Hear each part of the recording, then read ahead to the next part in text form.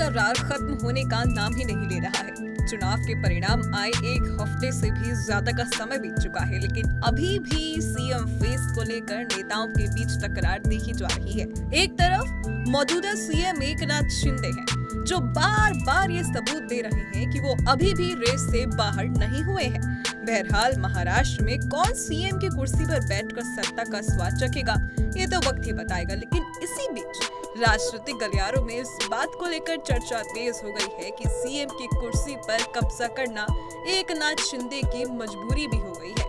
आइए जानते हैं आखिर क्यों ऐसी अटकलें लगाई जा रही है।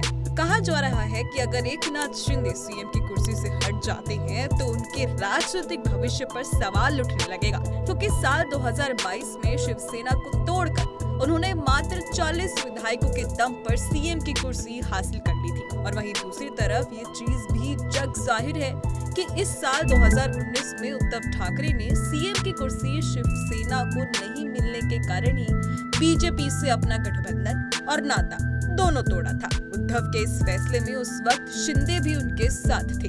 अब शिंदे के साथ भी 2019 जैसी स्थिति है। वह सीएम की कुर्सी चाहते हैं, लेकिन राजनीतिक मजबूरियों के चलते बीजेपी उन्हें नहीं दे पा रही है।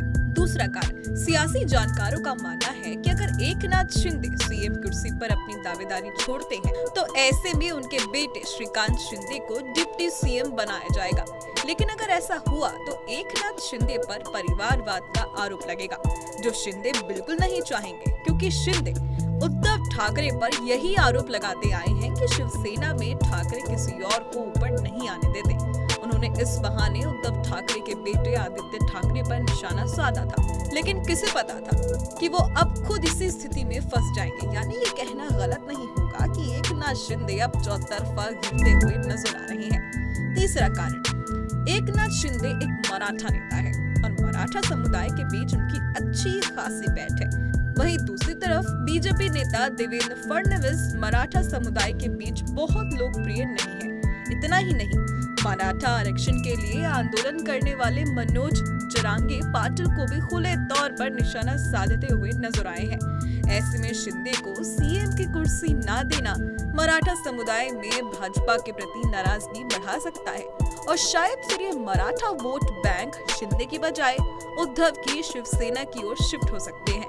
बहरहाल अब सीएम पद किसे मिलेगा या किसे नहीं, ये तो कल ही साफ हो पाएगा।